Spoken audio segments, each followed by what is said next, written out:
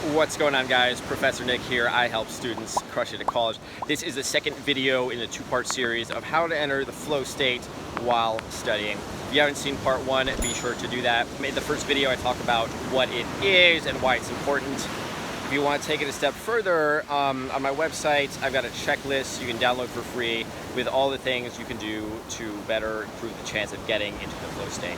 So today I wanted to share with you 7 ways you can get into the flow state while studying. Number 1 is to meditate.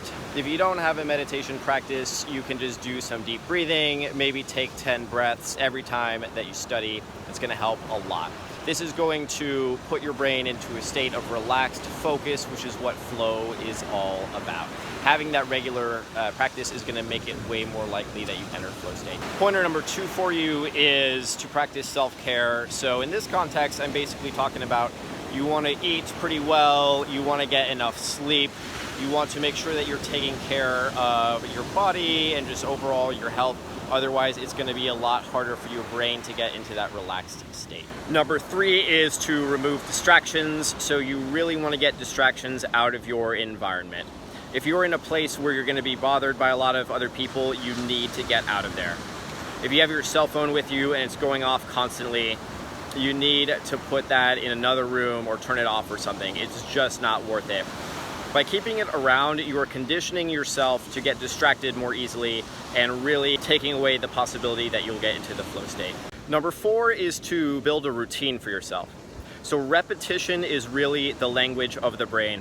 So if you set up the same conditions for yourself every single time you study, same place, same desk, same chair, maybe even same music, same food or snacks or drink or whatever, everything that you can make more consistent is going to greatly improve the probability that you can enter that flow state and get to a much higher level of performance. Number 5 is to let go.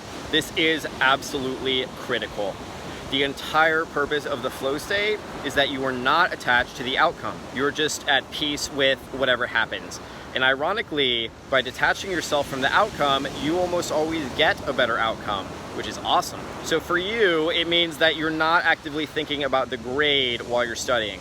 Yes, I understand that outcome's important to you, but you release it and you let go. Let go of the idea that it has to happen a certain way. Do not try and force the flow state. Trying to force the flow state is the best way to make sure that it doesn't happen. Allow it to happen if it wants to happen, but don't expect it. Trying to force the flow state is like trying to make the sun rise in the morning. You just can't do it. But you want to set yourself up so that your eyes are open when the sun does rise, if that makes sense.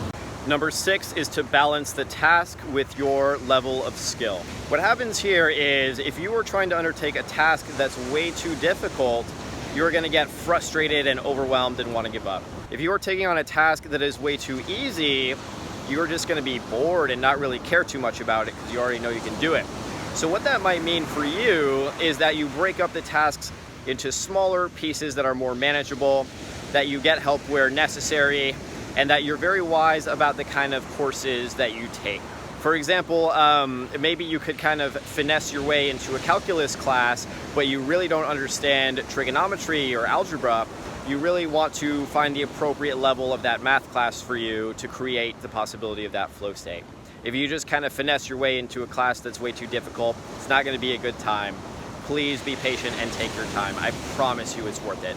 Number 7 is to train your attention. What that means is you are actively making an effort to choose where you send your attention. You can do this in a whole bunch of different ways, but you might do it by focusing on something like breathing and trying to count the breaths.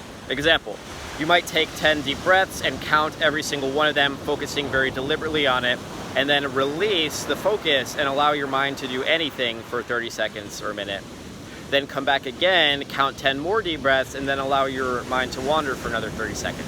This is going to shift the focus in and out, and what that's going to do is get your brain used to that state shift, to that change in a level of consciousness and awareness, and make it a lot easier to get into flow.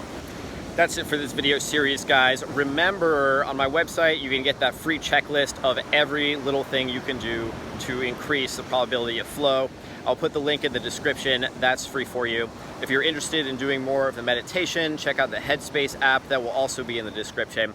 If you enjoyed this video, please give it a like. Drop me a comment. Let me know how you like to get into flow, and be sure to subscribe for more fantastic videos. This is Professor Nick signing off, and I will see you next time.